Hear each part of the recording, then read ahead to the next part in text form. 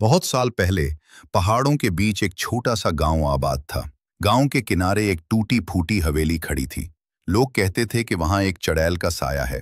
रात होते ही हवेली की टूटी खिड़कियों से कराहने की आवाजें आती, कभी रोने की, कभी जोर से हंसने की। गांव वाले खौफ के मारे उस रास्ते से भी नहीं गुजरते थे। लेकिन एक दिन गांव की एक निडर लड़की इनाया ने फैसला किया कि वो इस राज को जरूर मालूम करेगी। आधी रात को वो एक लॉल्टेन लेकर हवेली में दाखिल हुई। अंदर का माहौल सर्द और लर्जाखेज था। अचानक छत से मिट्टी गिरी और एक सियाह सा साया उसके सामने आ खड़ा हुआ। उसकी आंखें कोयलों की तरह चमक रही थीं और लंबे बाल, नौकीले नाखून और सुर्ख आंखें। इनाया का दिल जोर से धड़कने लगा, लेकिन उसने हौसला नहीं हारा। चुड़ैल ने करिख्त आवाज में कहा, तुमने मेरी नींद क्यों तोड़ी? यहां आने की जुर्रत किसने दी?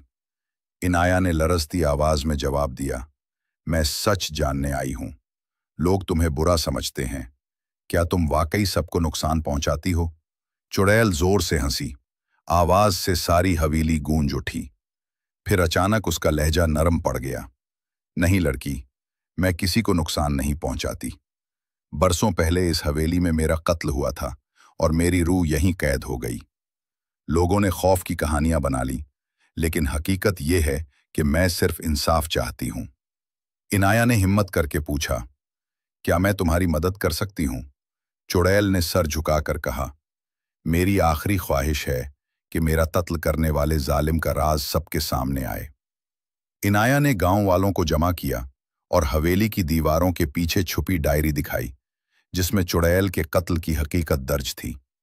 सबको सच्चाई मालूम हुई तो गांव वालों ने उसकी कब्र पर दुआ की। उस रात के बाद चुड़ैल की रूह आजाद हो गई। हवेली से खौफनाक आवाजें आना बंद हो गईं। गांव वाले इनाया की बहादुरी को हमेशा याद करते रहे और वो हवेली अब उजड़ी नहीं, बल्कि अमन की अलामत बन गई।